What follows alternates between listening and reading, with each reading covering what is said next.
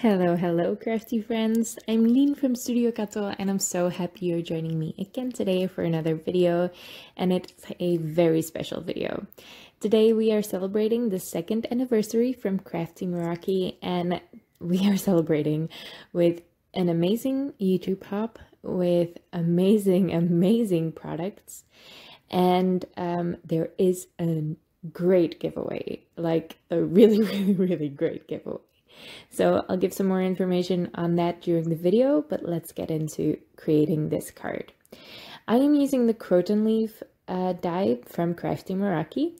This is such a stunning die set. There are 2 sizes of leaves in this die set, and I die cut it out of watercolor cardstock and then one's out of thick white cardstock, and I just layered those together even before I started ink smooshing.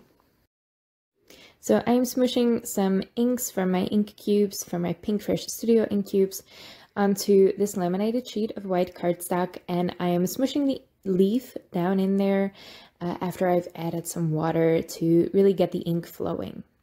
I am using some purples, some teals, and some mint, and this is my new favorite color combination for some reason. I have fallen head over heels in love with it, and I can't stop using it now. So expect to see a lot more with these colors for me.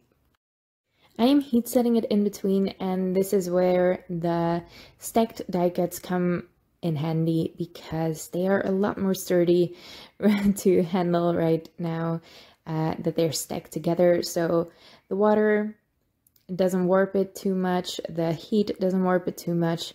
It's a very sturdy die cut, so I am not experiencing much trouble trying to get the ink on. Now, after heat setting all of that ink, I wanted to add a little bit of shimmer. So I am smooshing down some magical shakers from Lindy's Gang. These are, gosh, I always forget their names. They are very long names. It's purple and teal, and I'll make sure to list the colors in the description below. They are gorgeous. Now, this purple is quite a bit more blue than the purple I used with the inks, so I'm just mixing it in with some of the ink. And that will give me some more splotches that shimmer in that leaf. So heat setting it in between gives you a lot of texture in the leaf, and it just makes it so you see all of the lovely layers you're putting together. This release from Crafty Meraki is chock full of leaf dies and flower dies and mini slimline dies. So many dies, and they are all so wonderful. I am going to make a faux metal embellishment out of the 2nd leaf die. So I die cut it once from thick white cardstock and once from black cardstock, and I'm covering the entire die cut with just some embossing ink by Wow. I'm just pressing the die cut into the embossing ink pad.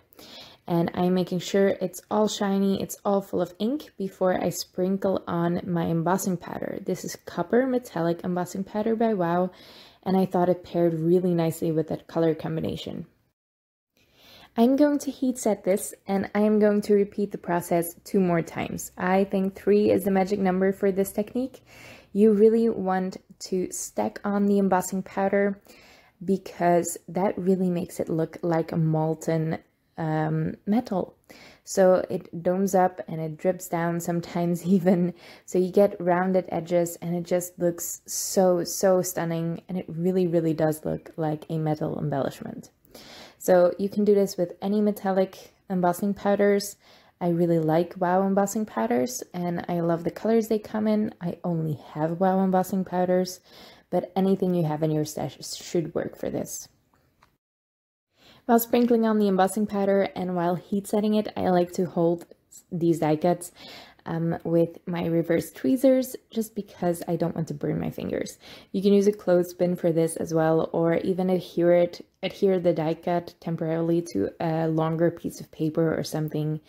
But yeah, just don't burn your fingers. And you can really see this is the 3rd and final layer that the metallic look comes through when the embossing powder evens out. For my background, I wanted to keep things really simple because I have that gorgeous, gorgeous, colorful big leaf and that metallic embellishment. So I wanted those to really shine. So I'm keeping my background super simple. I am only stenciling in the middle of the card and I am only using grays. So I didn't want to introduce too much color in this background. I'm going to add a little bit later, but for the most part, I'm keeping things really, really simple. This is basically tone on tone. It's gray on white. Is gray not just darker white? Discuss in the comments below. I am also going to do my favorite new heat embossing trick. Now you can emboss your splatters. So I've seen people do this with just water. And I've tried it before and it didn't really work out for me. So you can splatter on some water according to some people, and I've seen people do it in videos, but for me it didn't work. The water sank into the paper almost immediately and my embossing powder didn't really stick to it.